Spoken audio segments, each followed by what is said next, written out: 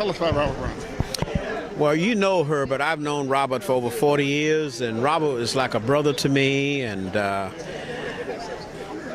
am grateful that I've known him so long. But also, Herbert, the Friday before Robert died, we spent an hour together. It was like our last hour together, standing behind Stewart Chapel AME on Forsyth Street. And Robert and I talked about everything. We talked about the world. We talked about the USA. We talked about Georgia. We talked about Macon. And we were reflecting over a lot of the movements, SCOC and Jesse Jackson's campaign for president and running Andrew Young for governor, and how I ended up in the legislature 32 years ago, and how he came into the Senate 20 years ago. And then we started talking about today and what we're doing right now. We started talking about the Quitman 10.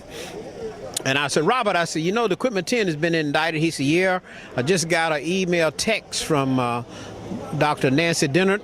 And I said, we're taking the Gabio Winter Conference to Quitman so that we can focus on the Quitman 10. He said, great, let's do it, Tyrone.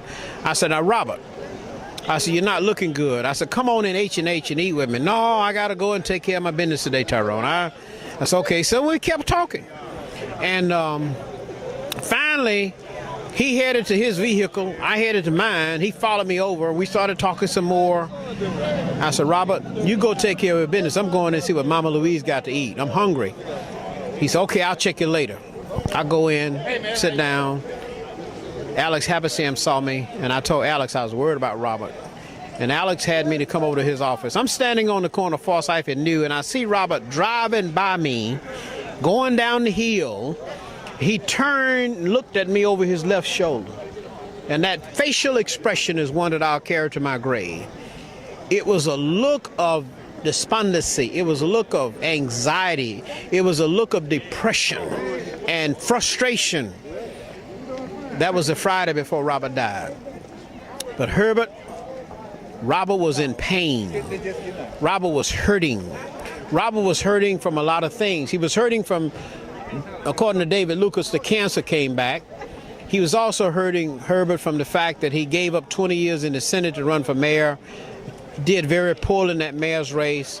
And according to the quotes I read in last Saturday's Macon Telegraph, Jim Marshall said Robert put all of his resources in that. So all of this pressure, no wife, no children, mother and father gone, one or two cousins here, there. He really didn't have a close-knit support system around him. And when you look at all of the things he was trying to do, and he couldn't succeed in some of them, Herbert, he was so disappointed, so let down that he couldn't accomplish what he wanted to do in the political arena, that was become mayor of Macon. I think all of that descended on him, along with his declining health, and he just basically said, I'm getting out of this. I can't take no more. And so when Reverend Henry Ficklin broke the news to me last Thursday, when he called me, I was walking in the house in Atlanta. I just left the Capitol because I was talking to you while I was in my office in the Capitol. We were talking about Robert, and Henry said, have you heard the news? I said, what news, Reverend? I said, have you hit the lottery? He said, no, man. He said, we found Robert dead today. When he hit me with that announcement that they found Robert dead, I felt like I was dying myself, because here's my good friend, my close friend, who's gone on.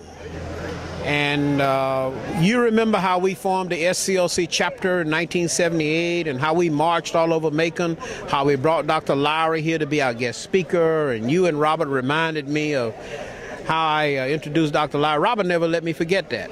So I've just been reflecting, Herbert, over the last few days of all of the good times we had, all the up and downs we had, all of the movements we've been in. And it's amazing that, you know, I look around here and I see all these friends and colleagues, like the Miley brothers and all these folk.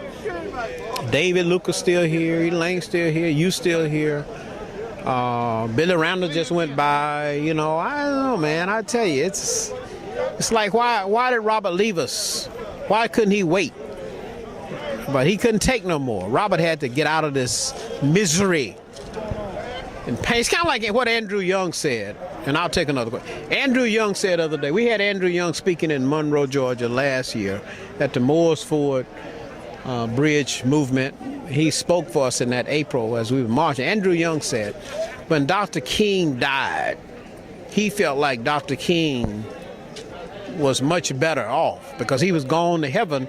And he said, Dr. King, he said, Martin left us back here to deal with all this mess. But he's gone on to heaven. He's resting. We back here in all this mess.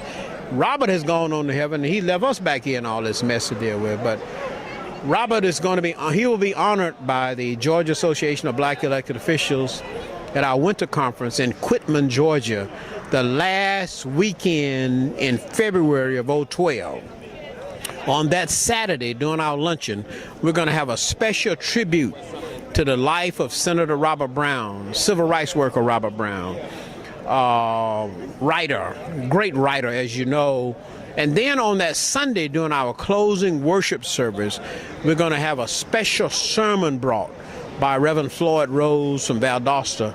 He's going to do a special sermon tribute to Robert Brown. Now that's the last weekend in February in Quitman, Georgia, because Robert and David Lucas brought me into the Quitman movement. They insisted that Gabio take on the Quitman 10 case, and of course we went to Quitman last May, brought the Quitman 10 to Stewart Chapel last May, and we just had a lot of activities in Quitman all this year. So I just want everybody to know who's watching your show that the tribute to Robert Brown from Gabio couldn't be today, but it's going to be at the Gabio Winter Conference in Quitman, Georgia. That very last weekend, and all of you who are watching, go to the Gabio website, go to the Georgia Informer website, go to ga-gabio.org or gabio.com.